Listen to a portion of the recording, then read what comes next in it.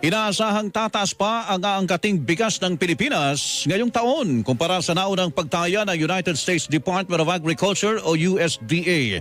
Sa March edition ng Grain, World Markets and Trade Report ng USDA, aabot sa 4.1 milyong metriko tonelada ng bigas ang inaasahang aangkatin ng Pilipinas ngayong 2024. Mas mataas yan sa naunang nilang pagtaya na 3.9 million metric tons noong Pebrero. Kung sakaling mangyari ito, ang Pilipinas na ang magiging top importer ng bigas sa buong daigdig.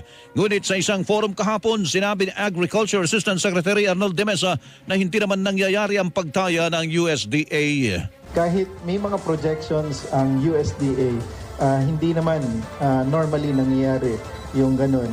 Again, coming from last year na medyo malaki yung binaba, 300,000 metric tons versus dun sa kanilang original projection. Ang tinig ni Agriculture Assistant Secretary Arnold